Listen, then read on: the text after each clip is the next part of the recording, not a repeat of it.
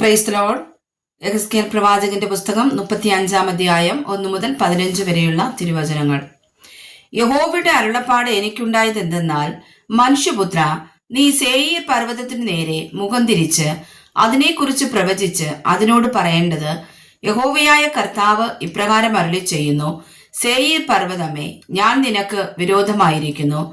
ഞാൻ നിന്റെ നേരെ കൈനീട്ടി നിന്നെ പാഴും ശൂന്യവുമാക്കും. ഞാൻ നിന്റെ പട്ടണങ്ങളെ ശൂന്യമാക്കും. നീ പാഴായിത്തീരും. ഞാൻ യഹോവയെന്ന് നീ അറിയും. നീ നിത്യവൈരം ഭാവിച്ച് ഇസ്രായേൽ മക്കളുടെ അന്ത്യ അകൃത്യകാലമായ അവരുടെ ആപത്തുകാലത്ത് അവരെ വാളിനേൽപ്പിച്ചുവല്ലോ. അതുകൊണ്ട് എന്നാണ് ഞാൻ നിന്നെ രക്തമാക്കി തീർക്കുകയും രക്തം നിന്നെ പിന്തുടരുകയും ചെയ്യും. അതെ, രക്തം നീ വെറുത്തിരിക്കുന്നു. രക്തം നിന്നെ പിന്തുടരുമെന്ന് യഹോവയായ കർത്താവിന്റെ അരുളപ്പാട്. അങ്ങനെ ഞാൻ സേയീർ പർവ്വതത്തെ പാഴും ശൂന്യവുമാക്കി ഗതാഗതം ചെയ്യുന്നവരെ അതിൽ നിന്ന് ഛേദിച്ചു കളയും. ഞാൻ അതിന്റെ മലകളെ നികിതന്മാരെ കൊണ്ട് നിറയ്ക്കും. നിന്റെ കുന്നുകളിലും താഴ്വരകളിലും നിന്റെ സകല നദികളിലും വാളാൽ നികിതന്മാരായവർ വീഴും. ഞാൻ നിന്നെ ശാശ്വത ശൂന്യങ്ങളാക്കും. നിന്റെ പട്ടണങ്ങൾ നിവാസികളില്ലാതെ ഇരിക്കും.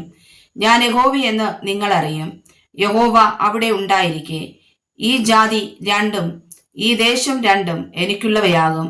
ഞങ്ങളത് കൈവശമാക്കും എന്ന് നീ പറഞ്ഞിരിക്കൊണ്ട് എന്നാണ് നീ അവരോട് നിന്റെ ദ്വേഷം ഹേതുവായി കാണിച്ചിരിക്കുന്ന കോപത്തിനും അസൂയയ്ക്കും ഒത്തവണ്ണം ഞാനും പ്രവർത്തിക്കും. ഞാൻ നിനക്ക് ന്യായം വിധിക്കുമ്പോൾ ഞാൻ അവരുടെ ഇടയിൽ എന്നെ തന്നെ വെളിപ്പെടുത്തും എന്ന് യഹോവയായ കർത്താവിന്റെ അരുളപ്പാട്.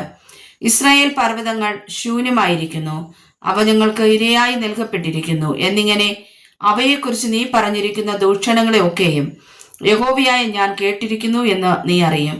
നിങ്ങൾ വായ് കൊണ്ട് എന്റെ നേരെ വമ്പു പറഞ്ഞ് എനിക്ക് വിരോധമായി നിങ്ങളുടെ വാക്കുകളെ പെരുക്കി ഞാൻ അത് കേട്ടിരിക്കുന്നു. യഹോവയായ കർത്താവ് ഇപ്രകാരം അരുളി ചെയ്യുന്നു: സർവ്വഭൂമിയും സന്തോഷിച്ച് കൊണ്ടിരിക്കുമ്പോൾ ഞാൻ നിന്നെ ശൂന്യമാക്കും. ഇസ്രായേൽ ഗൃഹത്തിന്റെ അവകാശം ശൂന്യമായതിൽ നീ സന്തോഷിച്ചുവല്ലോ. ഞാൻ നിന്നോടും അതുപോലെ ചെയ്യും. സേയീർ പർവ്വതവും എല്ലാ ഏദോമും ആയുള്ളവേ, നീ ശൂന്യമായി പോകും. ഞാൻ യഹോവയെന്ന് അവർ അറിയും. വായിച്ചതായ വചനങ്ങളാൽ കർത്താവ് നമ്മെ അനുഗ്രഹിക്കുമാറാകട്ടെ. ആമേൻ.